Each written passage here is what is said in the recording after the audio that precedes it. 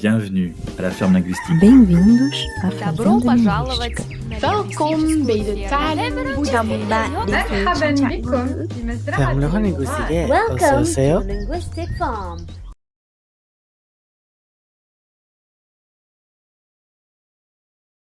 Alors, je vais citer ici effectivement quelqu'un qui représente, je pense qu'après on va en reparler, mais qui représente pour nous l'institution par excellence, mais un L'Académie petit peu- française.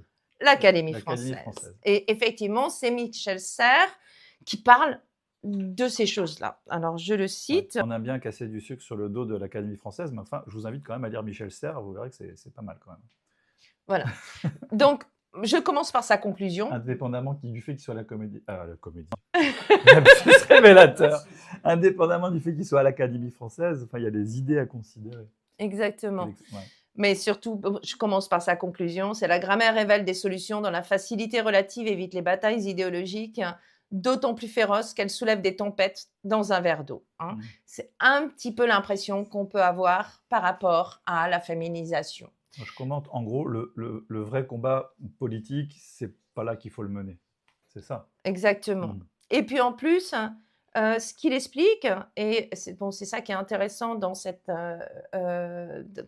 dans ce texte, hein, d'accord, qu'on trouve sur le site de l'Académie française, c'est que finalement, d'abord, c'est pas toujours le masculin qui l'emporte sur le féminin. Et il donne des exemples, d'accord. Il donne l'exemple, par exemple, pour les animaux ou les oiseaux, on va avoir la mésange, ça va être à la fois la mésange femelle ou la mésange mâle. Mais des fois, c'est le masculin, parce que tu as un canard. Ah non, c'est une canne, d'accord. Ou oui. non, le rhinocéros. Le rhinocéros, ça sera la C'est toujours femelle masculin. ou le mâle, c'est toujours masculin. Enfin, c'est toujours un mâle d'abord. Et puis... Voilà, donc en fait, la distribution du masculin et du Mais féminin, une oie, et le masculin d'une oie, ce sera... un jar. Ah oui, non, ça marche pas. Donc parfois, il y a les mots, mais parfois, il n'y en a pas. C'est ça. Mais le crocodile, le moustique. Ouais, mais avec un féminin. La moustique. Non, c'est le moustique. Bah, il y a une abeille. Une pie. Une abeille mâle. Oui, donc il y a dans le règne animal, il y a énormément de cas oui, où on a une le souris. féminin. Une souris mâle. Donc le féminin l'emporte bien grâce aux souris. Et puis, il y a un autre aspect, c'est qu'on a énormément de mots qui sont ce qu'on appelle épicènes. C'est-à-dire qu'on peut mettre un, une avant. Mhm. Hein, donc, par exemple, il cite secrétaire. Un secrétaire, une secrétaire. Hein, c'est le même mot qui peut être utilisé au masculin ou au féminin. Pour les adjectifs, on en a énormément comme ça. Adjectifs de couleur, comme rouge, par exemple. C'est le même, c'est écrit de la même manière, que ce soit au masculin ou au féminin. Sans compter ceux qui changent de genre quand ils passent au pluriel ou ils restent au singulier. Exactement. Un amour, des amours, des belles amours, etc. Ah oui, non, J'ai ne retenu nous cite celui-là. pas les exceptions. Je croyais que tu n'appréciais pas forcément. Bah, c'est dans la langue. Hein. Voilà.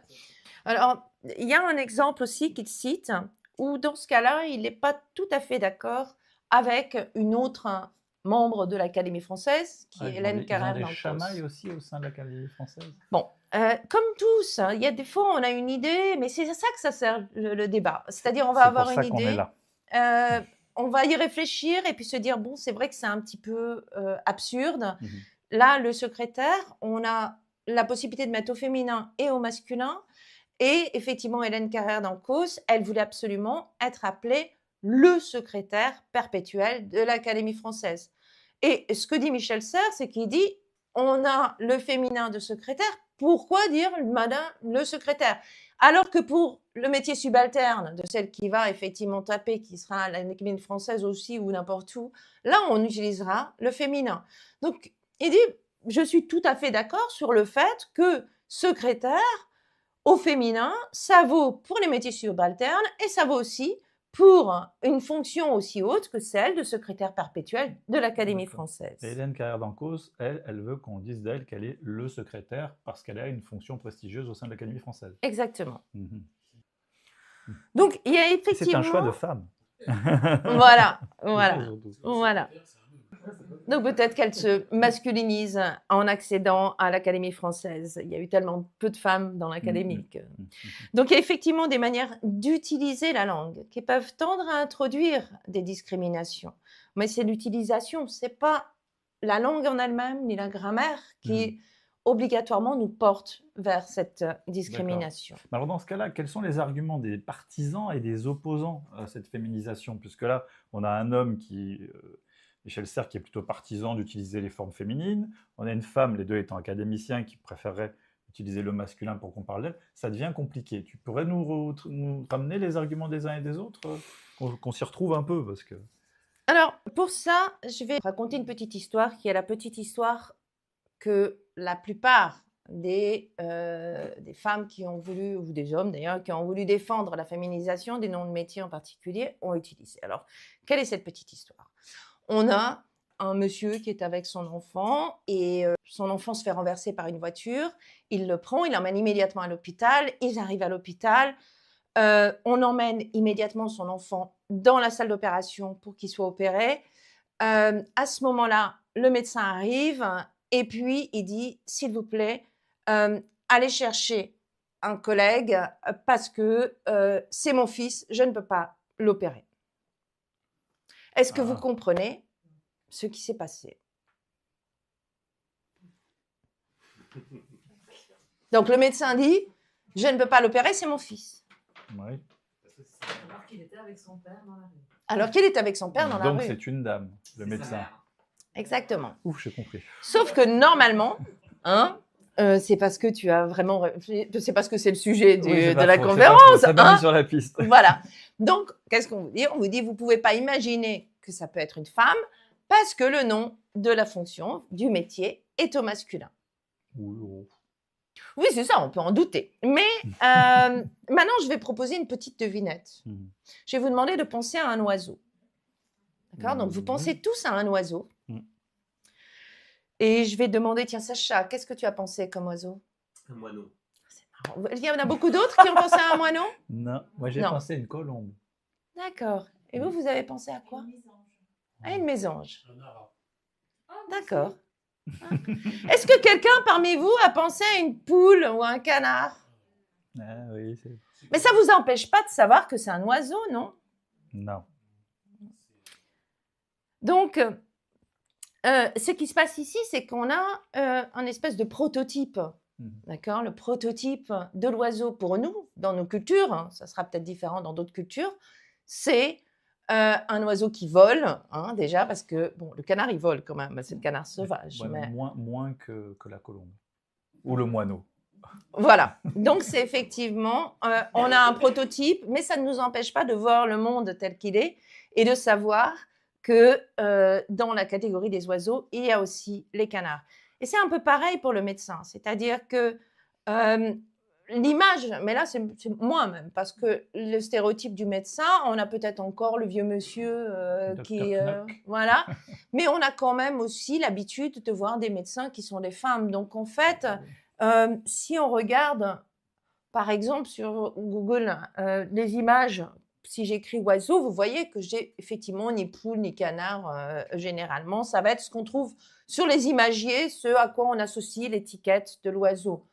Par contre, si j'écris médecin et que je regarde les images qu'on me propose, ben, ça correspond aussi à ma réalité, c'est-à-dire que j'ai à la fois des femmes et des hommes sans aucune différence entre les deux. Sur ce plan, enfin dans le domaine de la médecine, il y a eu une grosse évolution ces 30 dernières années, parce que c'est vrai que tu m'aurais posé la question à moi, Olivier, en petit enfant, j'aurais certainement pensé à un homme. Mais aujourd'hui, en 2024, je vois autant d'hommes que de femmes dans une clinique ou un hôpital.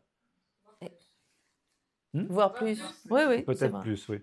Après, ça dépend des métiers, parce que dans l'enseignement, je crois qu'on est autour de 80-85% à peu près partout, c'est encore beaucoup des femmes. Alors l'inégalité, elle est sur ce plan-là. Messieurs, venez rejoindre la troupe de l'enseignement. On a besoin de masculiniser l'enseignement. Ah oui, c'est ça. Oui, En attends. maternelle, il n'y a que des femmes. Ma fille a eu un maître. Il n'y en a pas beaucoup. Oui. Ouais, mais je pense que ces choses évoluent aussi doucement. Peut-être qu'avant, il y avait...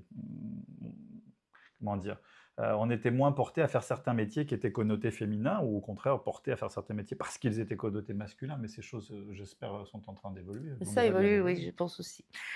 Donc, en fait, ce qui se passe au cœur de toute cette discussion, le gros problème qui est discuté, c'est ce qu'on appelle l'hypothèse de Sapir-Whorf, hein, et c'est est-ce que la langue influence notre vision du monde. D'accord. Donc, sur cette hypothèse, il y a énormément de choses qui ont été dites et c'est tout à fait discutable. Hein. Donc, on le reverra plus loin.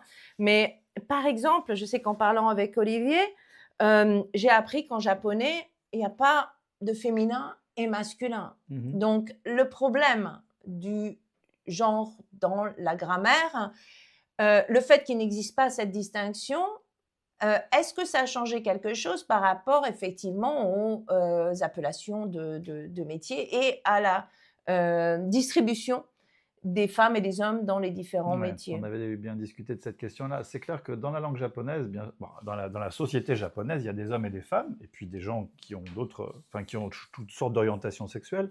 Mais il n'y a pas de marqueur du masculin ou du féminin, d'ailleurs, ni même du singulier ou du pluriel. La langue se construit autrement. Maintenant, il y a les noms qui vont permettre de désigner les hommes et les femmes. Je pense aux pronoms en particulier, comme je en français. Bah, tiens, c'est curieux, d'ailleurs, je en français, il ne change pas s'il est masculin ou féminin. Bah, notre langue n'est pas si... C'est pareil pour moi, toi, soi. Ça marche oui, aussi bien pour un homme que notre pour une grammaire n'est femme. pas si genrée que ça. Alors qu'en japonais, si je suis un homme, il y a le pronom neutre qui serait watashi, mais les femmes vont, leur grande majorité, à part des situations très formelles, dire atashi, qui est une forme adoucie de watashi, parce que c'est plus joli, c'est plus élégant, c'est plus féminin, elles sont fières de le mettre en avant et on aime bien les entendre dire atashi. Un homme dira watashi dans une situation formelle, mais la plupart du temps, ça sera beaucoup en situation familiale, ore, un peu plus familière. Bon voilà, donc il y a des marqueurs pour se positionner. Mais dans la langue, non, il n'y en a pas. Mais je pense que si on veut réfléchir à ce qui va distinguer les gens au Japon, c'est beaucoup plus la structure de la société, et non pas la langue. Si on parle d'inégalité des sexes au Japon, et encore je pense que notre vision de l'inégalité, elle est très européenne, occidentale, et que les gens vivent les choses différemment là-bas. Mais moi, ce que j'ai observé pendant mes années d'enseignement au Japon, c'était ces réunions d'étudiants où tous les hommes étaient assis d'un côté et toutes les femmes étaient réunies de l'autre, parce que c'est comme ça qu'on organise une tablée au Japon. Alors quand on est le prof de français dans une assemblée d'étudiants, on est très heureux de mettre un homme, une femme, puis leur dire ça va favoriser même pas l'inclusion, la communication, l'échange. Ils sont très heureux de le faire parce que le prof de français est là, mais dès qu'on n'est plus là, hop, ils se remettent à l'habitude. Les garçons d'un côté, les filles de l'autre, chacun joue son rôle. Mais plus crucialement que ça, si on regarde la société japonaise aujourd'hui, le fait qu'il n'y ait pas de crèche, ou très très peu, le fait que les femmes ont très peur de perdre leur emploi si elles ont un enfant, parce qu'il va falloir qu'elles le gardent et on doit être beaucoup... Il est plus important d'être présent dans son entreprise qu'au sein du foyer familial. Voilà des conditions sociales qui ne vont pas favoriser l'égalité homme-femme, et je crois que la langue a à peu près rien à voir là-dedans.